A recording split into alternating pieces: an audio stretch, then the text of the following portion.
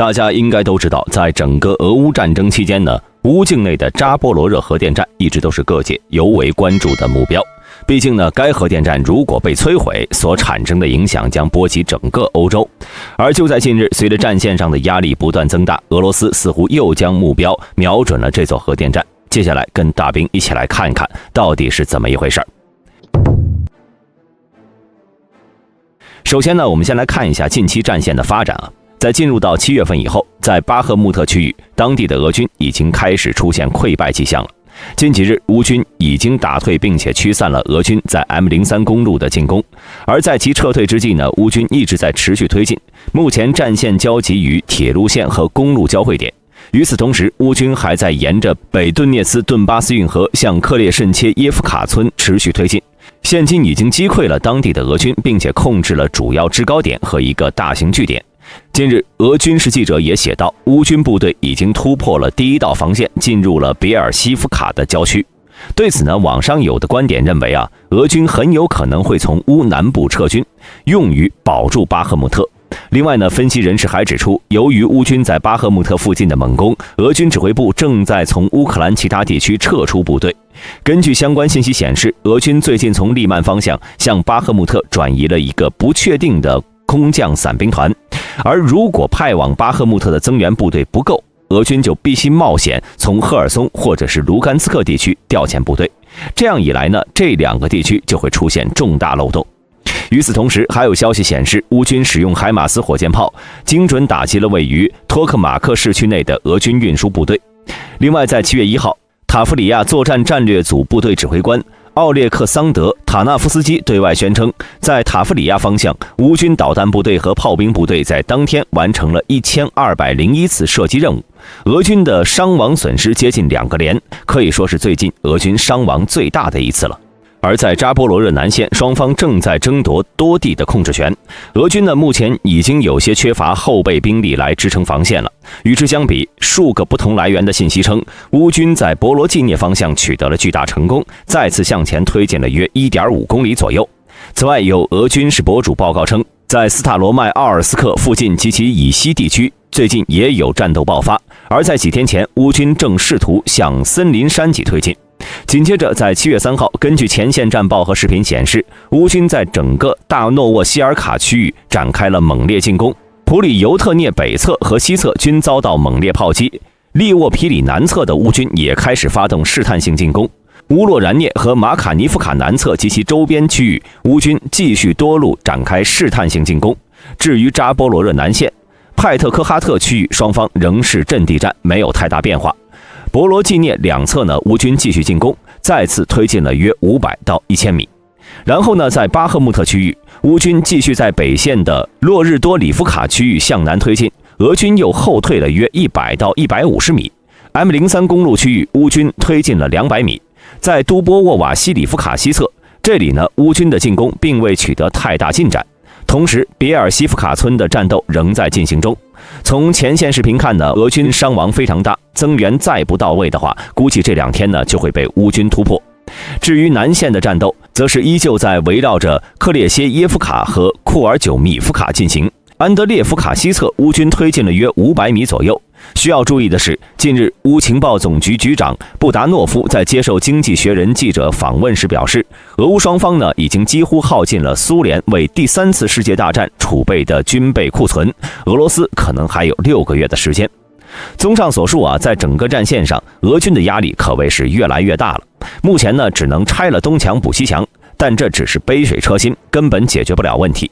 而想要改变局势，就必须搞个大的。随即呢，俄罗斯就将目光盯上了扎波罗热核电站。首先，我们来看一条7月1号的消息。就在当天，乌总统泽连斯基在接受西班牙媒体采访时声称，普京遭受的威胁比我更大，有些人想杀了他。俄罗斯将陷入软弱和失控。此外呢，当天他还提到几点，俄罗斯比我们想象的要弱，他已经失去了控制。瓦格纳在乌克兰损失了超过10万名雇佣兵，其中2.1万人被乌军打死，8万人受伤。以及最重要的，我们的情报部门获得消息，俄罗斯计划在扎波罗热核电站造成放射性物质泄漏，引爆可以通过远程方式进行。好家伙，这是实锤了呀！在持续了1年多的俄乌战争期间呢，该核电站一直是各界关注的焦点，因为它不仅是乌境内最大的核电站，是欧洲最大的核电站之一。内部设置有4个核电站、15个核反应堆，共有6个1000兆瓦功率的发电机组。战争爆发前呢，能为乌克兰提供超过50%的核能电力，约占乌方总用量的20%以上。同时呢，该核电站与克里米亚直线距离仅只有约170公里，战略地位相当重要。其实早在此前的6月22号，泽连斯基在电视讲话中就曾向外界透露，乌克兰已经收到了相关情报，俄军正在考虑炸毁扎波罗热核电站的事项。同时，乌军情报总局局长布达诺夫少将在接受基辅邮报采访时也表示，俄军正在准备炸毁扎波罗热核电站，目前已经在扎波罗热核电站安装了炸弹，包括重要的冷却池。此外呢，布达诺夫还宣称，乌克兰方面获得了俄军的无线电信息，表明在炸毁新卡霍夫卡大坝前呢，俄军就曾命令守卫部队离开大坝。这场人为的灾难是俄罗斯故意制造的，有许多事实直接表明了这一切是如何发生的。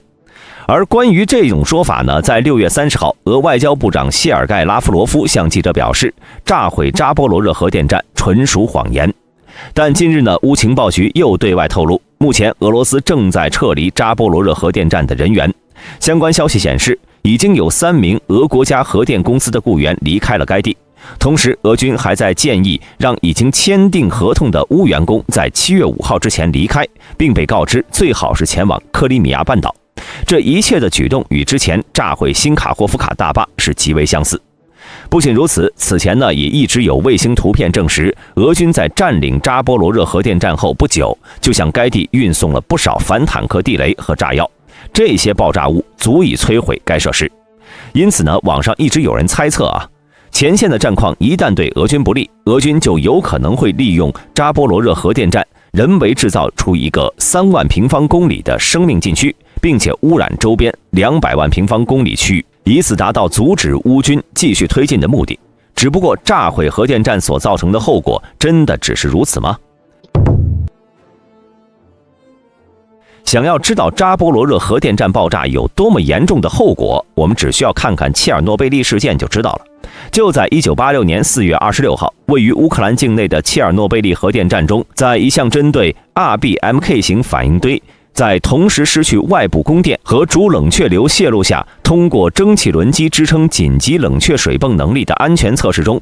在按照计划降低输出功率操作时，操作员因为失误将受氙气毒化作用影响下的反应堆输出功率降至了几乎为0。操作员随后在提升功率并稳定反应堆的过程中呢，抽出了超过操作规程规定的安全上限数量的控制棒。在测试即将完成时，操作员触发了反应堆应急停机。由于设计缺陷，这一操作呢会导致反应堆短时间内局部反应度迅速升高，突增的输出功率随即导致了多条燃料管道破裂，致使得反应堆内部失压，冷却水迅速变为蒸汽。气态的冷却水呢在反应堆内部形成空泡，减少了中子的吸收，进一步提升了反应度，并且进一步导致了冷却水温度升高形成的正向反馈回路，最终导致了蒸汽爆炸和堆芯熔毁。爆炸和堆芯熔毁呢，彻底损坏了反应堆核心，并且严重损坏了反应堆建筑。随后对大气开放的堆芯中高温石墨接触到氧气，引发大火，一直持续到了1986年5月4号。期间呢，有超过70吨核燃料和900吨石墨崩溅到了反应堆周围，大量放射性物质通过燃烧的上升气流进入到大气层。这些放射性物质在大气环流的携带下，在穿过了整个乌克兰后，先后飘到了芬兰、丹麦、挪威、瑞典、奥地利、匈牙利、捷克斯洛伐克、斯洛文尼亚、波兰、瑞士、德国。其中最南端呢，已经抵达了意大利、爱尔兰、法国，最西端已经到达了英国。